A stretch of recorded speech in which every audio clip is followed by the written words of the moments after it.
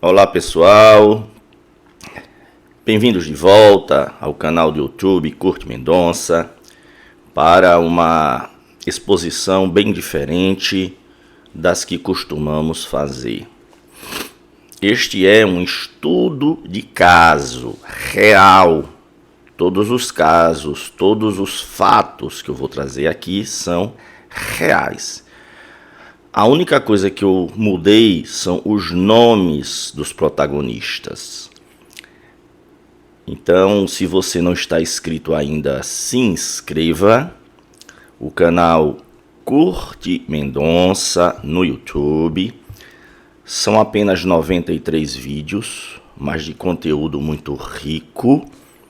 Estamos aqui chegando aos 21 mil inscritos.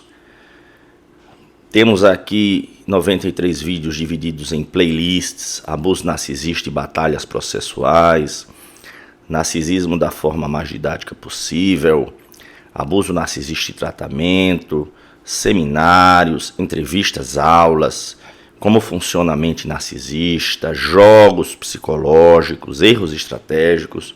Vocês precisam se inscrever nesse canal, assistir, reassistir e compartilhar com o maior número de pessoas. Este é um estudo de caso. Eu tenho que reforçar que é um estudo de caso que nós acompanhamos. Já são mais de 15 mil atendimentos nessa década, porque nós temos mais de 3 décadas de medicina, mas na última década temos hiperfocado as minhas formações em medicina, neurologia, neurocirurgia, em saúde mental, neuropsicanálise, em direito, sou processualista civil, e na minha especialização em montar a dinâmica da mente manipuladora narcisista maligna, montar a vitimologia, porque que alvos se tornam vítimas, e criei todo um arcabouço teórico para que se qualquer pessoa entenda. Neste livro, que está há 5 anos na Amazon, entre os mais vendidos na categoria de abuso sexual, Guia de Sobrevivência para Vítimas de Narcisistas Malignos. Peço que vocês assistam com muita atenção este vídeo. Cada palavra, cada relato tem significado. Os que me conhecem, se você não me conhece ainda, vai perceber, eu sou extremamente cuidadoso com as palavras. Nós temos que descobrir quais são os nossos superpoderes, as nossas habilidades.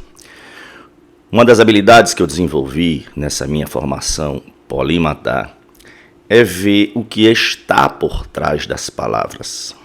Porque os manipuladores entre nós, eles costumam usar palavras ou fachadas como cavalos de Troia, para que o alvo, pessoas empáticas, pessoas com compromisso, com honra, abram as portas da sua vida, e aí os manipuladores, eles entram para predar tudo. Lembrando que nós falamos aqui neste canal do narcisismo maligno, que é o suposto auto-amor que o narcisista tem, mas que na verdade é um mecanismo de defesa, porque o narcisista, ele, no fundo, é um lixo. Mas, com base nesse suposto auto-amor narcisista maligno, o narcisista, ele se acha perfeito, completo e acabado, e tem um padrão comportamental de devorar pessoas, no sentido de poder e controle e atenção, sugar todos os recursos dos alvos e fazer um intercâmbio do que é bom e do que é mal. Nas relações próximas com manipuladores perversos narcisistas, tudo de ruim passa a ser atribuído ao alvo e tudo de bom passa a ser tomado como mérito, entre aspas, do narcisista maligno. O estudo de caso desta aula é o caso em que um narcisista maligno, que eu vou chamar de Túlio, de 32 anos, marcou para mim, como médico, como especialista em relações disfuncionais e relações narcisistas, o Túlio marcou consulta comigo para fazer confissão da sua condição de narcisista maligno e que eu ajudasse, como especialista no assunto, a Túlio a achar um rumo, porque Túlio, aos 32 anos, estava perdido. Bem, esta foi a apresentação de Túlio quando chegou para mim. Dr. Curti, eu já vou avisar o senhor que eu sou muito malo, eu sou muito perigoso, eu não consigo amar, mas eu procurei o senhor porque eu pesquisei no Brasil, o senhor é o autor do livro pioneiro da dinâmica da mente narcisista, e eu estou aqui para ver o que é que o senhor pode fazer por mim. É porque Túlio chegou, pessoal, através das consultas online. Nós fazemos as consultas online para todo o Brasil e para o mundo inteiro, na questão tanto da medicina, na parte da saúde mental, dúvidas de estratégia e focando tudo, principalmente em relações conflituosas, porque perfeito ninguém é. O problema é que existem mentes entre nós que são altamente conflituosas, labiosas, manipuladoras e conseguem criar um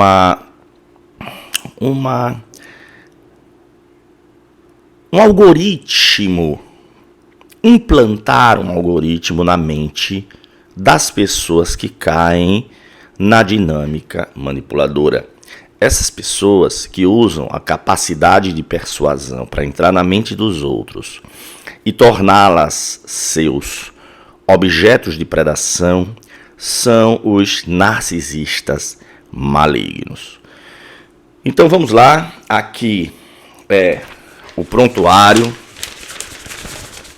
é um caso real.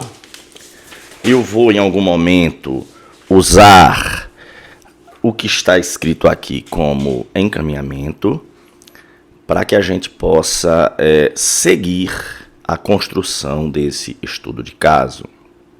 E Túlio fez a seguinte observação, Dr. Curti: eu estou esse período afastado de casa, enquanto nós, apenas um mês, estamos tratando dessa questão de como vão ficar as coisas.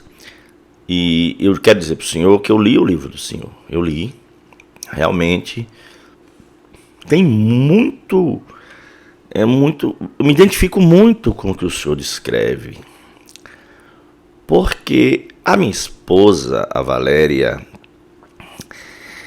ela sempre me mostra como que eu faço aquelas coisas que o senhor descreve no livro.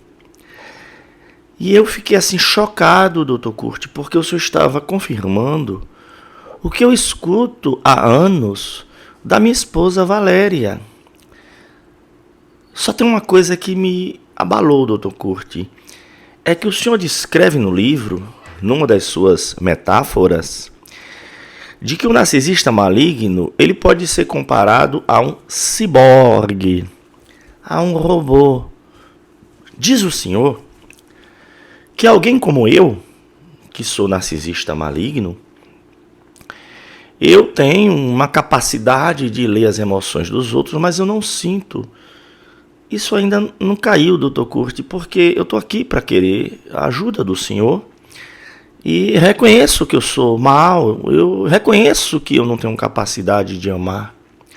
A minha esposa já vinha dizendo isso há muitos anos E a leitura do livro do Senhor caiu como um raio na minha cabeça, Dr. Kurt.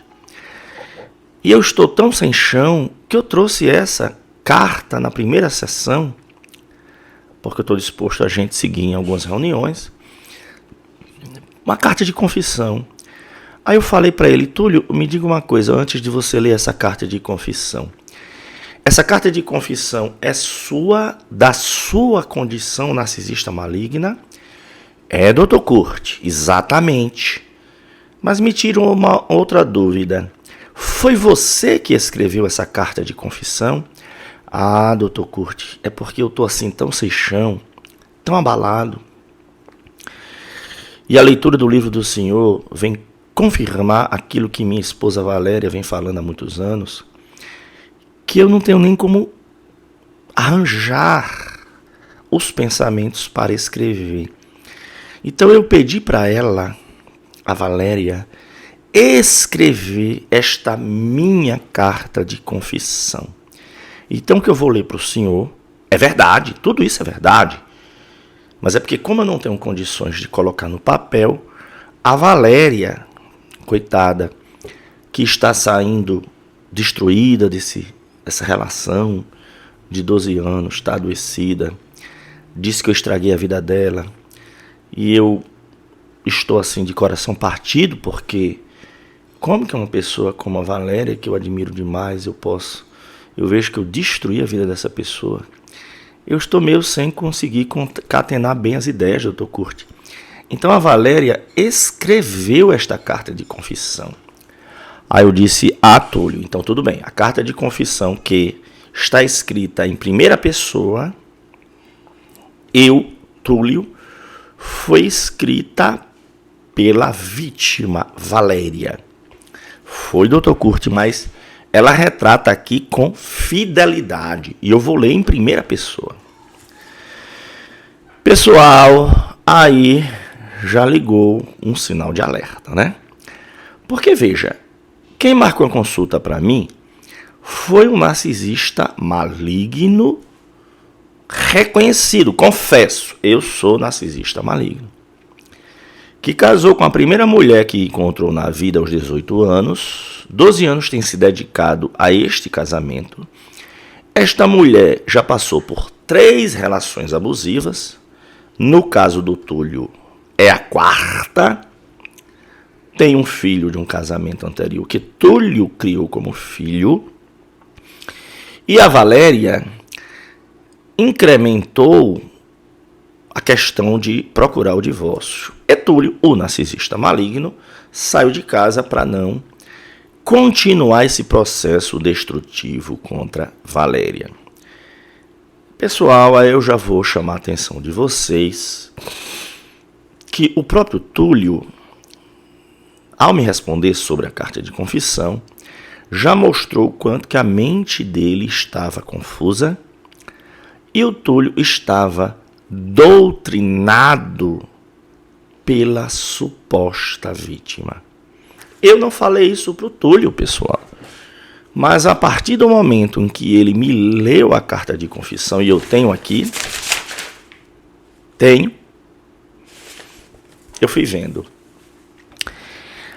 A carta de confissão do Túlio é uma carta em que ele, em primeira pessoa, mas escrita por Valéria, vai descrevendo como a relação começou, degringolou, se transformou numa relação cada vez mais conflituosa, distante, gelada, instável. E na carta de confissão diz que Túlio destruiu a vida de Valéria. E assim sucessivamente. A carta ela é muito detalhada, óbvio que eu não vou ler aqui, não é o ponto. Mas a carta escrita pela Valéria, em nome do Túlio, como a carta de confissão do Túlio, ela descreve um processo de erosão da autoestima, uma relação que começou com uma coisa maravilhosa e se transformou em algo insustentável. Pessoal, quem escreveu essa carta foi Valéria. Mas aí, Túlio, que chegou para mim, na condição de narcisista, eu disse para ele: Túlio, eu acompanho você, mas você tem que assumir um compromisso comigo. O que é, doutor Curti? A gente vai ter alguns encontros, talvez nem sejam tantos, mas você vai prometer que você não vai assinar este processo de divórcio como você me mostrou. Você não vai dizer para Valéria que você está sendo acompanhado por mim. Você vai dizer que está procurando orientação. Vocês não estão em casas diferentes? Sim, doutor. Ela está na nossa casa com a nossa filha e eu estou em algum ponto de apoio. Mas pronto, então você vai fazer o seguinte: você vai dizer para Valéria, que está cobrando a assinatura dos termos que você me mandou, você vai dizer para ela que está refletindo naquilo que você pode fazer de melhor nos termos do divórcio.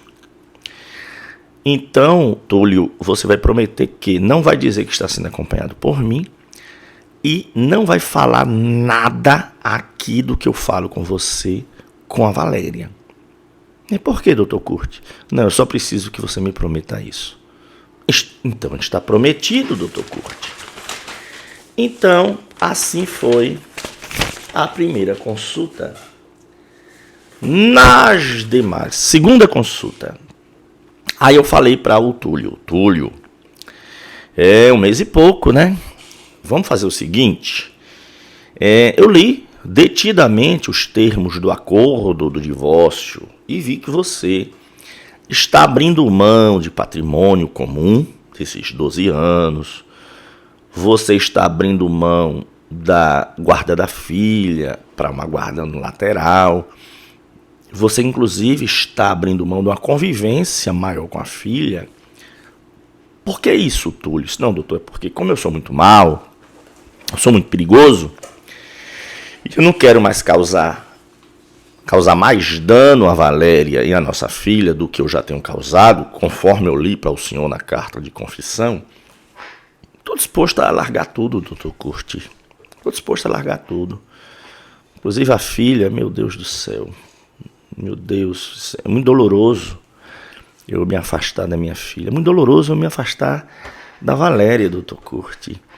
Mas é mais doloroso ainda eu reconhecer que eu fiz tanto estrago na vida das pessoas que eu gosto, mas eu já disse para o senhor que eu sou um narcisista. Então, uma das coisas que a Valéria diz é que eu sou um marido perfeito, mas eu não consigo amar. Como Túlio, repita. Porque a Valéria tem dito para mim que eu sou um marido perfeito, mas eu não tenho capacidade de amar. Eu digo: Túlio, vamos aqui a um raciocínio. Você é uma pessoa de formação, Túlio, é uma pessoa trabalhadora, honesta, é uma pessoa que tem estudo e tem raciocínio. Eu disse: Túlio, vamos lá. Como que alguém pode ser o marido perfeito e, ao mesmo tempo, ele é incapaz de amar? Como que alguém que é incapaz de amar pode ter tido esse cuidado com esse núcleo familiar, ter assumido o seu enteado como seu filho, e você é uma pessoa que cuida? Eu vi, você me mandou as documentações. Você está agora abrindo mão dos maiores tesouros da sua vida, que é a sua filha, e a própria Valéria. Doutor Curti, Valéria realmente é a pessoa mais maravilhosa que eu conheci na vida, e eu estou muito frustrado porque eu destruí a vida dela, doutor Curti. Valéria insiste que eu sou o marido perfeito, mas eu não consigo amar. Por conta dessa minha incapacidade de amar, doutor Curti, eu digo para o senhor, foi sem querer, doutor Curti. Eu li o livro do senhor. O senhor fala da mente, eu entendo, eu tenho uma mente assim, destruidora, mas, doutor, eu fiz o melhor que eu pude dentro da minha mente destruidora, doutor Curti. Não sei se o senhor já viu caso assim, de um narcisista ser meio assim confuso, tem uma mente que não pode amar, mas ele faz o possível, doutor Curto. Eu queria só que o senhor considerasse essa hipótese, me ajude a achar uma solução. Eu disse, Túlio, é porque vamos raciocinar aqui com calma. Lembrando que tudo que nós estamos conversando, você não vai poder falar para a Valéria. É que não casa a pessoa escutar que é um marido perfeito e a questão é que não consegue amar. E que, como que alguém que, segundo a sua carta de confissão, escrita pela Valéria, é um processo de destruição do outro. Como que alguém que destrói o outro é um marido perfeito? Doutor Curti, realmente é porque eu estou meio confuso, sabe? Eu não consigo, mas eu sou mal mesmo. Eu reconheço que eu sou mal. Então, Túlio, é o seguinte, você vai fazer o seguinte. A Valéria deu notícia? Tá, doutor, tá pressionando demais para eu assinar aquele acordo. Eu disse, você vai fazer o seguinte, você não vai assinar e vai continuar a dizer que você está tomando uma pausa para refletir. E não fale que você está em tratamento comigo, não mencione o meu nome e não faça DR, discutir relação com a Valéria agora. Mas, doutor Curti, tem 1 mês e pouco, a pressão para eu assinar esse divórcio é muito grande e eu quero fazer o melhor para minha filha e para a Valéria, porque eu destruí a vida das duas. Puxa vida, doutor Curti, me deixa assinar esse negócio logo. Eu disse, não. Você não vai assinar. É a condição para que a gente se encontre na próxima vez.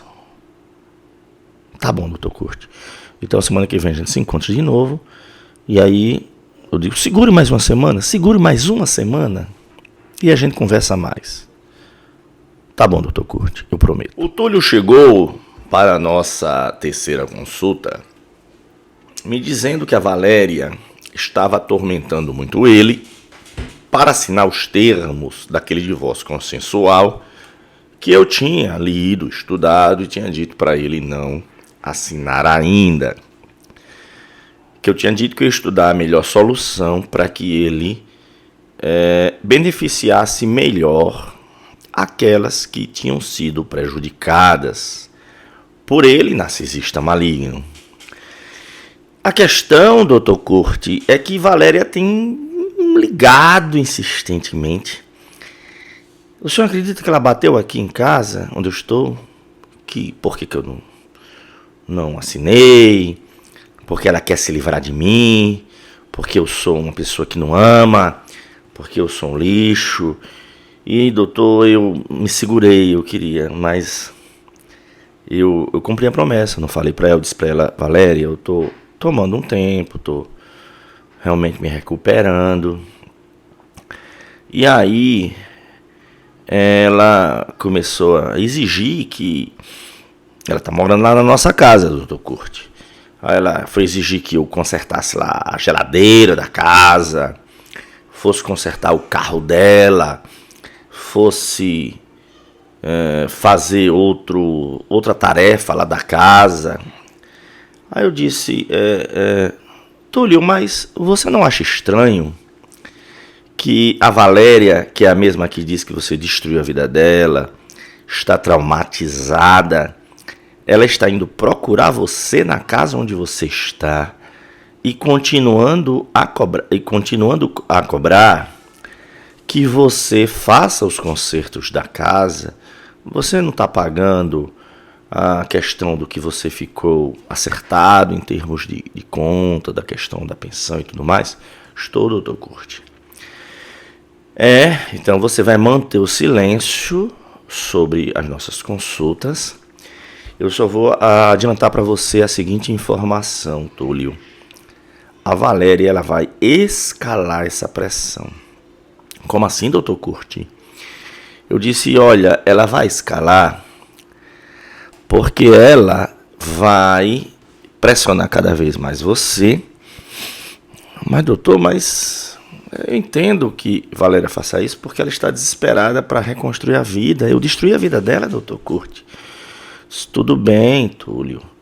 Eu entendo o seu ponto. Mas vamos fazer o seguinte. de qualquer forma, você está fazendo o melhor para que todos sejam preservados. E eu, como médico, possa salvar também a sua vida daqui para frente. A gente tem que salvar a Valéria, melhorar a situação da sua filha, mas também a gente não pode condenar você à fogueira. É verdade, doutor Curti.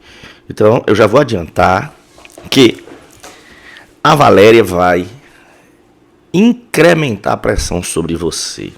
Como assim, doutor Curti? Olha, talvez você ache muito difícil o que eu vou dizer para você, Túlio, mas eu tenho para mim, eu não tenho bola de cristal, mas eu sou um estudioso do cérebro, da mente, eu sou neurocirurgião, neuropsicanalista, sou processualista, sou estrategista, sou especialista em comportamentos manipuladores, inclusive no puro mal. Quer dizer que, na minha opinião, Valéria ela vai escalar a pressão com chantagem emocional. Doutor, talvez é porque ela está muito traumatizada comigo, né? Eu digo talvez, Túlio, mas eu quero que você esteja preparado. Aí, pessoal, na semana seguinte, quarta, aí já vieram a quarta, quinta consulta, nesse ínterim muita coisa aconteceu, só vou resumir para esse ponto agora. Um mês que Túlio tinha chegado para mim, a Valéria estava tocando o terror, dizendo que Túlio realmente não prestava, era ingrato, não queria reparar os danos que tinha causado e que ele era um inútil, um incompetente, como pessoa, como homem. E aí o Túlio sofreu um golpe muito duro. A filha,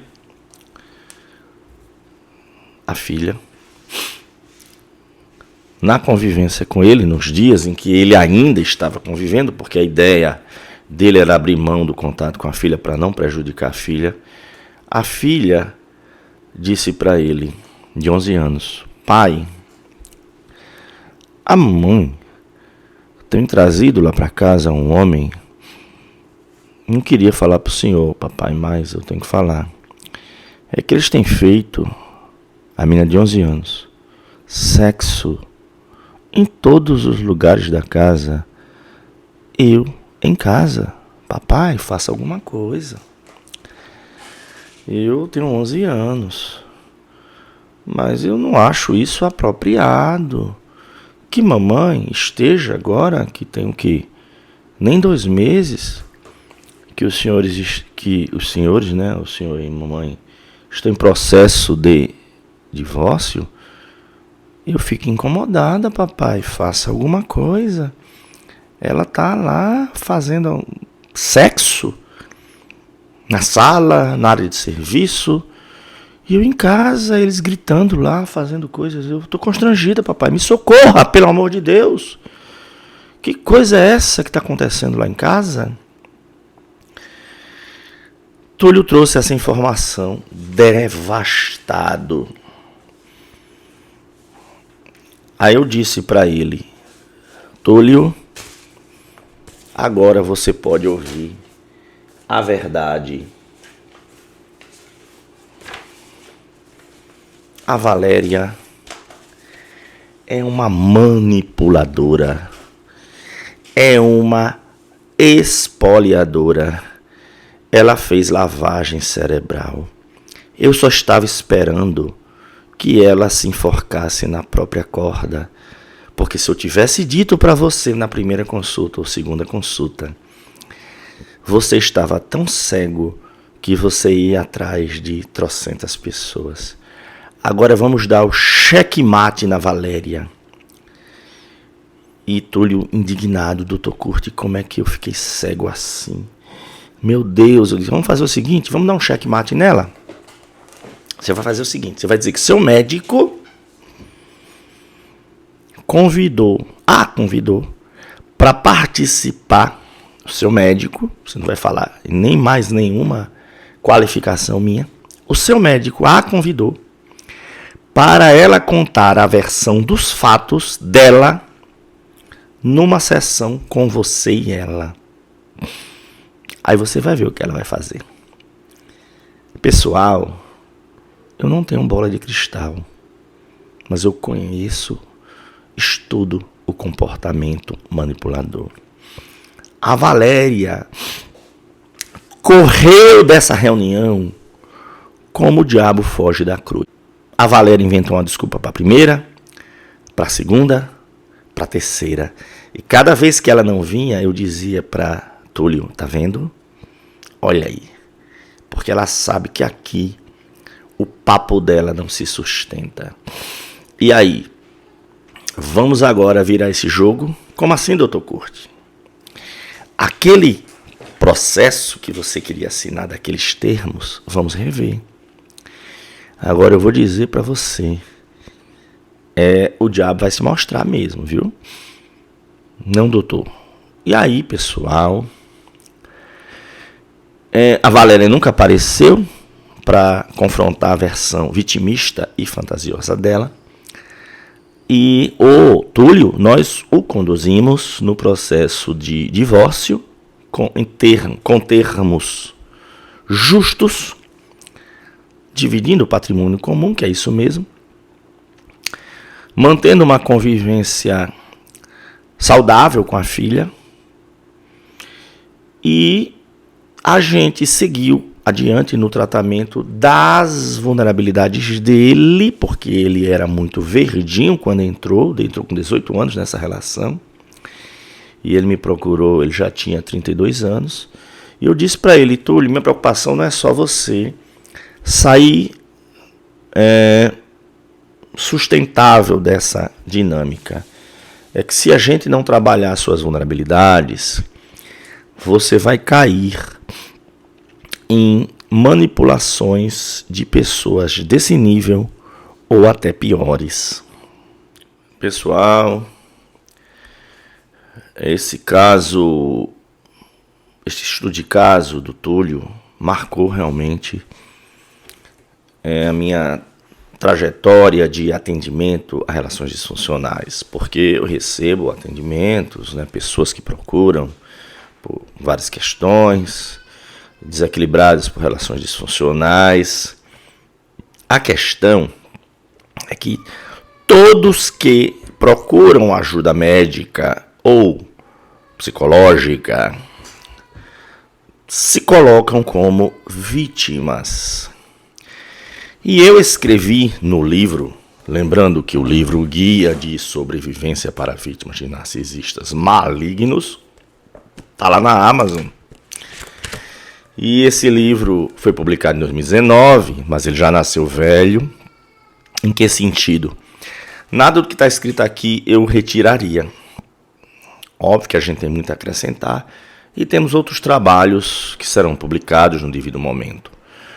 Mas eu percebo hoje, quanto mais o tempo passa, que cada frase, cada parágrafo, cada palavra foi muito bem pensada, porque foi um livro maturado por 5 anos. Neste caso do Túlio, que me procurou, admitindo que ele era o narcisista e que a Valéria era a vítima, eu escrevi no final do meu livro, página 198. Veja que critério eu escrevi aqui. É extremamente importante, página 198 do meu livro, pessoal. Se vocês têm ele aí, é só consultar esta página. Se não tem, adquiram, vale a pena. Esse livro é um livro escrito numa linguagem muito acessível e eu trouxe para o entendimento comum a coisa do mundo invertido dos manipuladores e o quanto os alvos adoecem. Na página 198, eu escrevi, está aqui, está um legado. É extremamente importante ficar atento sobre quem é realmente a vítima. Comumente, o narcisista maligno dá a impressão de que é ele o abusado. Valéria, que é uma narcisista maligna, ela dava a entender que era a abusada. E a vítima, o Túlio, que destrambelhou no processo de adestramento, me procurou para tratamento, considerando-se o abusador. Comumente, continuando a leitura, o narcisista maligno dá a impressão de que é ele o abusado, de que a verdadeira vítima abusada é a culpada por seus problemas. Então, a Valéria, que era a grande manipuladora, inclusive o fato dela ter vários relacionamentos abusivos anteriores, a verdade é que quando a gente foi ver, todas as relações de Valéria tinham o mesmo padrão de mirar, atrair, enredar, destruir e cuspir. Todos os padrões. É porque o Túlio, óbvio, muito verdinho, é assim, né? Todos nós temos nossas vulnerabilidades e ele, muito verdinho, entrou nessa esteira rolante da predação da Valéria. Tenha muito cuidado com as lutas pelo poder. Lembre-se de que o narcisista maligno tem muita necessidade de controle e poder sobre as outras pessoas. Quando eu disse para o Túlio ficar calado e dar um tempo, a Valéria ia escalar a pressão, ia se enforcar na própria corda. Eu não tinha dito ainda que ela era a narcisista, mas eu já sabia. E foi que onde ela escalou a pressão, continuou cobrando de Túlio a condição de serviçal da casa dela. E depois entrou para o xingamento direto e inclusive escalou para a questão falta de limite, do prazer imediato, sem respeito pela filha. E eu cheguei a dizer para ele: Túlio, é sério que uma mulher que está saindo de uma relação tão quebrada como Valéria alega, em 1 mês e meio, está levando, como a sua própria filha teve que dizer, um homem para ficar fazendo sexo com estardalhaço na sala de casa, na área de serviço, com uma criança de 11 anos em casa? É duro, pessoal. É duro. O narcisista usa o charme, a intimidação e violência para impor sua autoridade. Veja como a Valéria ficou intimidando o Túlio para assinar aquele acordo leonino. O narco manipulará todo o entorno da vítima para isolá-la. O Túlio já era isolado de todo mundo há muito tempo. Pintará uma imagem do abusado como abusador. Veja, o Túlio, coitado, que foi adestrado, quebrado na sua individualidade, de tanto ouvir que ele era o abusador, ele absorveu a mensagem. Ele chegou para mim dizendo isso: doutor, estou aqui, mas já quero dizer que eu sou muito perigoso, eu sou realmente, não tenho condições de amar, eu sou perigoso. E tentará assim fisgar os interlocutores para que apoiem incondicionalmente. A Valéria, inclusive, procurou vários médicos e terapeutas até sintonizar com um. O que é sintonizar? É aquele que engoliu a versão dela dos fatos de que ela era vítima do abusador Túlio. Enquanto ela não encontrou um médico ou terapeuta que reforçasse isso, ela ficou trocando da procura de assistência. Porque uma das razões por que o narcisista procura tratamento, entre aspas, é tentar cooptar um médico ou um terapeuta para comprar a versão do narcisista de que o narcisista é a vítima de tudo. Isto é a técnica da inversão de culpa. Pessoal, agradeço quem acompanhou este estudo de caso. É um estudo de caso marcante. Traremos outros estudos de caso. Temos a ideia também de trazermos o estudo sistematizado do nosso livro aqui no canal. É uma das ideias em que a gente vai tentar, uma vez no mês ou a cada 2 meses, começar o livro da introdução, escolher alguns parágrafos, discutir o livro, que é o meu livro. Isso é uma demanda de muitas pessoas, apesar de meu livro ser muito de fácil compreensão, mas o estudo sistematizado do livro pelo próprio autor, realmente, isto é uma sugestão que eu tenho ouvido e eu estou considerando sim, e isso vai acontecer, não sei quando ainda, mas nós vamos implementar isso aqui no canal. Como mensagem final para vocês, eu convido que vocês se inscrevam no canal. A nossa intenção é continuar nessa produção de conteúdo que tem salvado milhares de pessoas do desespero, da prisão e da morte.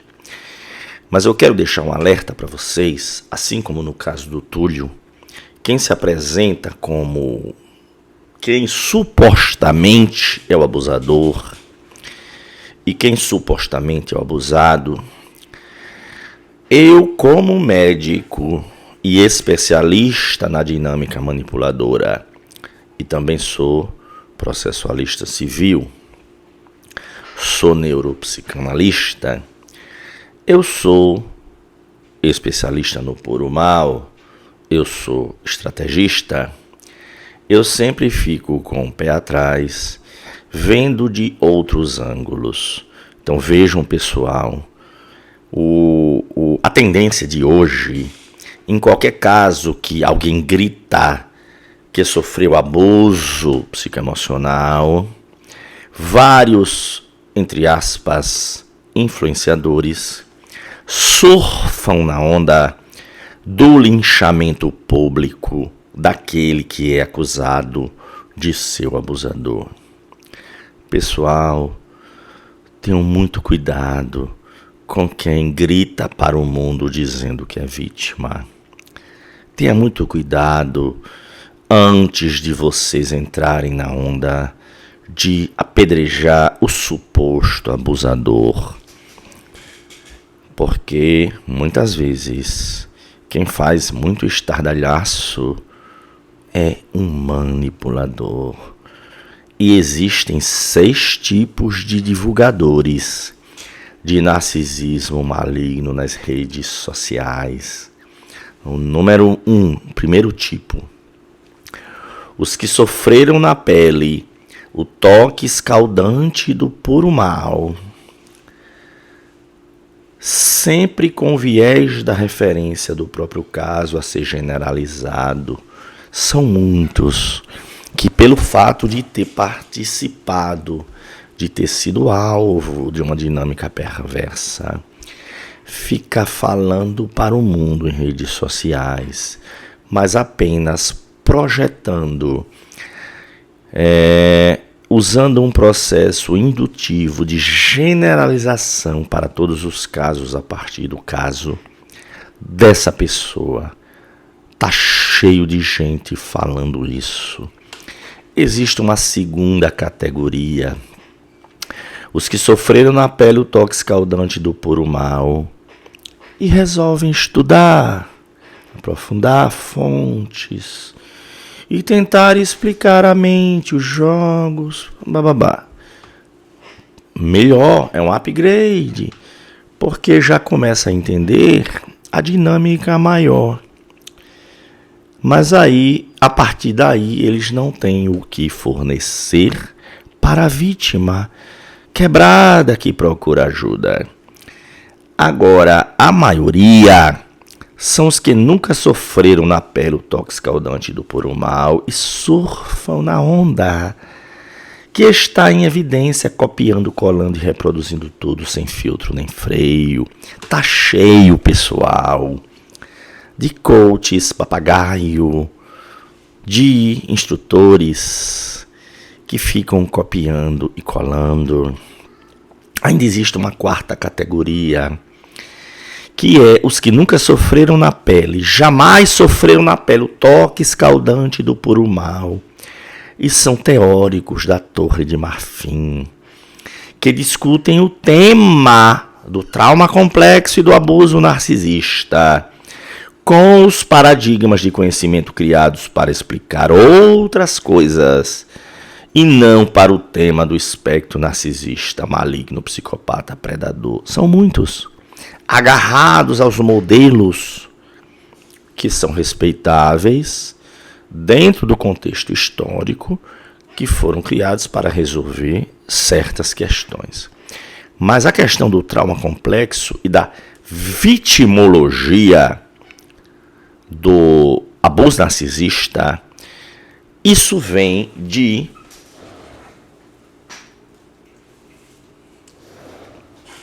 Irigoyen. Este livro de 1998, que eu li em 2014. Em 2014, eu li Irigoyen e acordei do meu sonho dogmático. Foi Irigoyen que me despertou do sonho dogmático. E vem a quinta categoria dos que falam aí sobre abuso narcisista. São falsas vítimas. Narcisistas camuflados, predadores horrendos que montam meios de divulgação para resgatar vítimas. E muitos dos que procuram a ajuda desses narcisistas viram seus alvos de espoliação, manipulação e distorção. Tem muita gente por aí, pessoal, narcisistas, querendo salvar vítimas e prospectando alvos. Eu conheço vários. Se vocês assistirem os vídeos e forem atrás das histórias daqueles que estão falando por aí, vocês vão conseguir encaixar em alguma dessas categorias. Existe uma sexta categoria.